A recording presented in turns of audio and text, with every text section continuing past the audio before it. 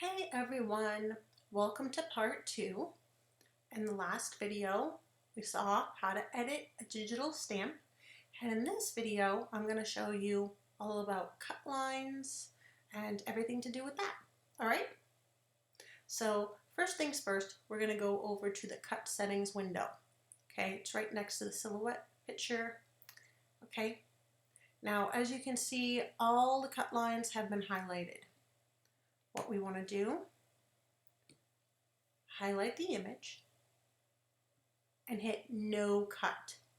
Okay, now the cut lines are still there, but they won't cut now. Some people, when they're first starting out, they're not too sure what to do. They'll go to cut edge. Well, the machines are wonderful. However, it can be very difficult for them to cut super perfectly around the edge like that. It's not impossible, but it's a little tricky. So we're going to do no cut. And this is actually why most Etsy shops, in fact, pretty much all of them, they have that white space. So I'm going to show you how to put that on. You're going to go up here to your offset window, click on your design, and hit offset. Now you'll see there's multiple lines, all of that. Don't worry about it because when you click down on the page or hit apply, they all disappear. Now, I am actually going to delete this one for a second because I'm going to show you how to adjust the offset. Hit offset, then come here, and I like a very small amount of white space. So this is usually what I do, and I hit apply. Okay? So you might be able to see, I don't know how big your screen is, there's that tiny little bit of white space around it. And then as you can see here, we go back to the cut settings, there's no cut lines turned on.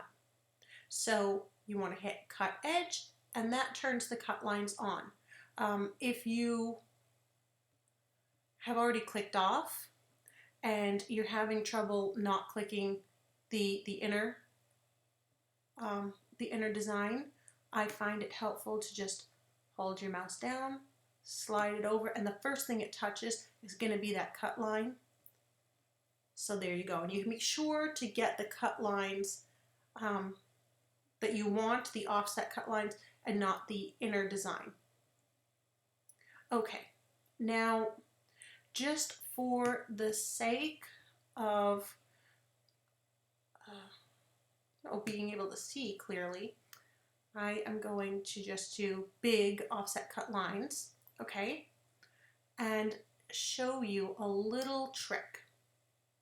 Okay, now for most of us, the machines cut pretty good, but it's not perfect. Mine has a tendency to cut like this. Can you see that? You know what? I'm going to make the lines just a little bit more bold.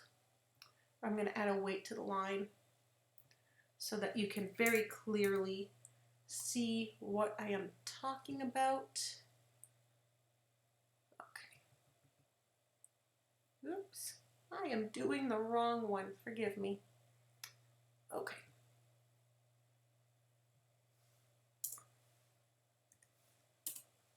Can you see that? Perfect. All right. Back to this window. Okay. Now, my machine has a tendency to kind of cut like that. Okay? It's not ideal. And that's okay because I know my machine will cut right up to the edge here and there'll be way too much white space. Sometimes I've even had the bottom cut off. So I like to come up here, and I know that it's going to need to move just the tiniest little bit. That's way too much. So I usually do something in the 0.002 or 4. Because this image is so large, I'm just going to do 8. Okay. Now, what you can do is you can move all of your images at once, once you've grouped them. And I'm going to show you how to do that in the next video, to make a bunch of images and line them up perfectly and group them. But we're going to just do this with the one image so that you can clearly see everything. Do you see it moving? We're moving the design up. Now for me, I know how my image is going to cut just based on my machine. So for me, I would usually have it set right there. Can you see that? Too much space on the bottom and kind of just touching the top of the design. When you have a million little tiny ones, you know, they're super small like that. Actually, usually a sticker is even smaller. So, as you can imagine, it can get very difficult to do, and that's why these settings are so helpful. So if yours cuts a little bit to one side, up, down, you can adjust it just like that. All right? I'll be back with part 3 soon. Bye, guys.